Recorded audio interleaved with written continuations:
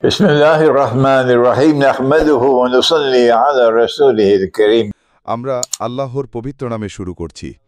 আমরা তার প্রশংসা করি এবং তাকে মহিমান্বিত করি, যেমনভাবে তার প্রশংসা ও মহিমা করা উচিত। এবং আমরা তার সকল সম্মানিত রাসূলগণের উপর শান্তি ও রহমত বর্ষণের জন্য প্রার্থনা করি, যার মধ্যে সর্বশেষ রাসূল বরকতময় নবী মুহাম্মদ সাল্লাল্লাহু আলাইহি ওয়াসাল্লাম অন্তর্ভুক্ত।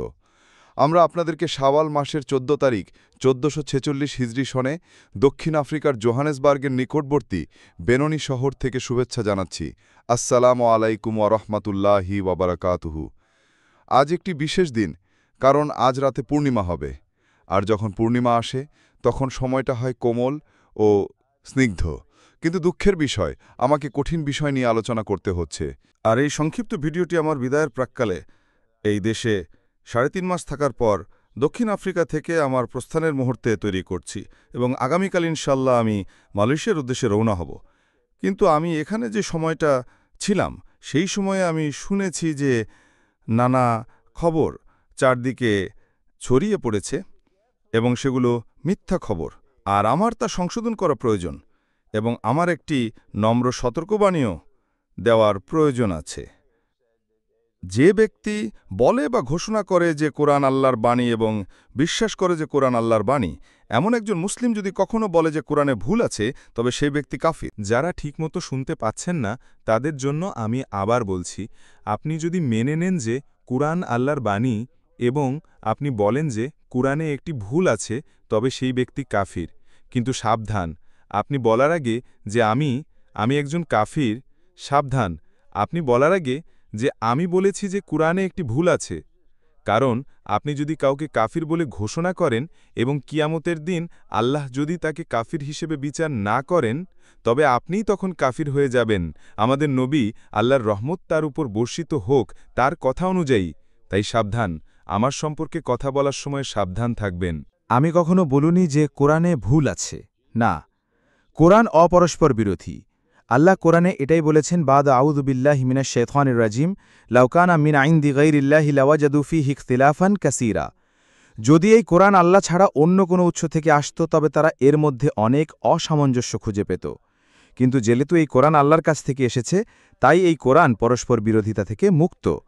এবং কোরআন অনেকবার খুব স্পষ্টভাবে ও পরিষ্কারভাবে বলেছে যে শেষ সময়ের জ্ঞান, অর্থাৎ শেষ সময় কখন ঘটবে, সেই জ্ঞান শুধুমাত্র আল্লাহর কাছেই আছে, আল্লাহ সুবহানাহু ওয়া তাআলার কাছে, অন্য কারো কাছে নয়। সুতরাং যদি কোরআনের একটি আয়াতে এমন একটি তাশকিল থাকে এবং সেই তাশকিলের ফলস্বরূপ আয়াতটি এমনভাবে পড়া হয় যা আমাদের বলে যে নবী ঈসা আলাইসাল্লাম, যিশু, আল্লাহর রসুল, তিনিই হলেন সেই সময়ের কিয়ামতের জ্ঞান, ইন্নাহু লা ইলমুল্লিসসাআ, তাহলে কোরআন কর্তৃক যিশুকে সেই সময়ের কিয়ামতের জ্ঞান হিসাবে ঘোষণা করার যে অর্থ দাঁড়ায়, তার অনিবার্য অর্থ হল শেষ সময়ের জ্ঞান তার কাছে রয়েছে এবং আমাদের আলেমরা তা স্বীকার করেন। অবশ্যই এখনও কিছু স্কুলের ছাত্র আছে যাদের কোনো জ্ঞান নেই, তাই তারা সময়ের অপচয়।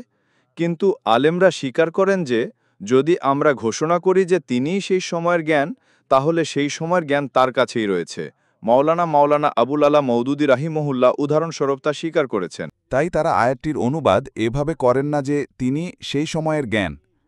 না না না, তারা তা করেন না, কারণ তারা স্বীকার করেন যে তাহলে একটি পরস্পর বিরোধিতা তৈরি হবে। কারণ কোরআন বলে যে সেই সময়ের জ্ঞান কেবল আল্লাহর কাছেই আছে, সুতরাং তা নবী ঈসা আলাইসাল্লাম যিশুর কাছে থাকতে পারে না। তাই তারা যা করেন তা হল তারা আয়াতটি ইন্নাহু লা ইলমুল্লিসসাআ হিসেবে পড়েন, কিন্তু তারা এর অনুবাদ ও ব্যাখ্যা এভাবে করেন না যে তিনি সেই সময়ের জ্ঞান। তারা বলেন তিনি সেই সময়ের একটি নিদর্শন, এবং অবশ্যই তা সঠিক, তিনি সেই সময়ের নিদর্শন, কিন্তু তাহলে তাশকিলটি সেভাবে হবে না। নবী সাল্লাল্লাহু আলাইহি ওয়াসাল্লামের বিখ্যাত সাহাবী আব্দুল্লাহ ইবনে আব্বাস রাদিয়াল্লাহু তাআলা আনহুমা তিনি এই আয়াতটি এভাবে তিলাওয়াত করতেন, ওয়া ইন্নাহু লা আলামুল লিসসাআ, এবং আমি এই আয়াতটি সেভাবেই তিলাওয়াত করি, ইন্নাহুল লা আলামুল লিসসাআ, এবং এর অর্থ হল তিনি সেই সময়ের একটি নিদর্শন। এবং যদি আমরা কুরআন এভাবে পড়তে পারতাম যে কুরআনের আয়াতটি পড়া হতো ওয়া ইন্নাহু লা আলামুল লিসসাআ হিসাবে, তবে ইসলামের এতজন প্রখ্যাত আলেম ঘোষণা করতেন না যে যিশু মারা গেছেন এবং তিনি আর ফিরে আসছেন না। কুরআনের অনেক প্রখ্যাত আলেম এমনটাই বলেছেন। এমনকি আমার নিজের শিক্ষক শ্রদ্ধেয় মৌলানা ডক্টর ফজলুর রহমান আনসারী রাহিমাহুল্লাহ, যিনি তার যুগের একজন অসাধারণ আলেম ছিলেন, এমনকি তিনিও কোরআনে এমন কোনো প্রমাণ খুঁজে পাননি যে নবী ঈসা আলাইহিসসালাম কখনো ফিরে আসবেন, এবং তাই তার বই the Quranic foundations and structure of Muslim সোসাইটিতে তিনি এটাই লিখেছেন। তিনি বলেছেন যে নবী ঈসা আলাইহিসসালাম যিশুর ফিরে আসার বিশ্বাসটি কেবল নবী মোহাম্মদ আলাইহিসসালামের একটি ভবিষ্যৎবাণী, যার অর্থ হল তিনি মৌলানা ফজলুর রহমান আনসারী রাহিমাহুল্লাহ কোরআনের মধ্যে দান এমন কোনো প্রমাণ খুঁজে পাননি যে নবী ঈসা আলাইহিসসালাম ফিরে আসবেন। কিন্তু যদি আয়াতটির সঠিক তাশকিল থাকত, ওয়া ইন্নাহুলা আলামুল্লিস সাহ, তাহলে তিনি কিভাবে সেই সময় নিদর্শন হতে পারেন যখন তিনি কুরআনে ৬০০ বছর আগে মারা গেছেন? দুঃখিত, যখন তিনি কুরআন নাজিল হওয়ার ৬০০ বছর আগেই পৃথিবী ত্যাগ করেছেন। তিনি যে সেই সময়ের একটি নিদর্শন হতে পারেন, তিনি যে শেষ সময়ের নিদর্শন আলামুল্লিস সাহ হতে পারেন, তার একমাত্র উপায় হল যদি তিনি ফিরে আসেন। কুরআনে প্রচুর প্রমাণ রয়েছে যে নবী ঈসা আলাইহিসসালামকে ক্রুশবিদ্ধ করা হয়নি, যে তিনি মারা যাননি। কুরআনে প্রচুর প্রমাণ রয়েছে যে তিনি ফিরে আসবেন, এবং পরবর্তী ভিডিওতে আমরা সেই বিষয়টি নিয়ে আলোচনা করার ইচ্ছা রাখি। কিন্তু এই ভিডিওর জন্য বলছি, আমি কখনো বলিনি যে কুরআনে ভুল আছে। না, আমি বলেছি যে তাশকিলটি বোগাস, তাশকিলটি ভুল, যে তাশকিলটি বলছে যে তিনি সেই সময়ের জ্ঞান, এবং তা কোরআনের অন্যান্য আয়াতের সাথে সাংঘর্ষিক, এবং তাই সঠিক তাশকিলটি হল যে তিনি হলেন আলামুন লিসসাআ, শেষ সময়ের নিদর্শন। যারা বলেন যে তাওয়াতুর, মুতাওয়াতির, যে এটি প্রমাণ করে যে কুরআন তেলাওয়াত করার এটাই সঠিক পদ্ধতি, তাদের প্রতি আমার উত্তর হলো যে শুধুমাত্র কুরআনই হল আল হাক্কুল ইয়াকিন, অর্থাৎ পরম সত্য, অন্য কিছু পরম সত্য নয়। তাই কোনো কিছুকে কুরআনের মর্যাদায় উন্নীত করার ভুল করবেন না। হাদিসের সেই মর্যাদা নেই, সিরাতের সেই মর্যাদা নেই, তাফসিরের সেই মর্যাদা নেই, তাওয়াতুরের সেই মর্যাদা নেই।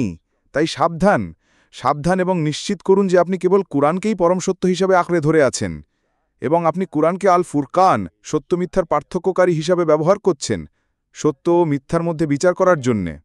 এবং আমি আত্মবিশ্বাসের সাথে বলছি যে কুরআনের তিলাওয়াত ওয়াইন্নাহুলা আলামুল লিসসাআ, যা নাবী, আল্লাহর রহমত তার উপর বর্ষিত হোক, এর সাহাবী আবদুল্লাহ ইবনে আব্বাস রাদিয়াল্লাহু তাআলা আনহু এর তিলাওয়াত, সেটাই কুরআন তিলাওয়াত করার সঠিক পদ্ধতি। এবং অন্য যে পদ্ধতিটি সর্বত্র প্রচলিত, ওয়াইন্নাহুলা ইলমুল লিসসাআ, সেই তাশকিলটি বোগাস এবং মিথ্যা। ধন্যবাদ। ওয়াসসালামু আলাইকুম ওয়া রাহমাতুল্লাহি ওয়া বারাকাতুহু।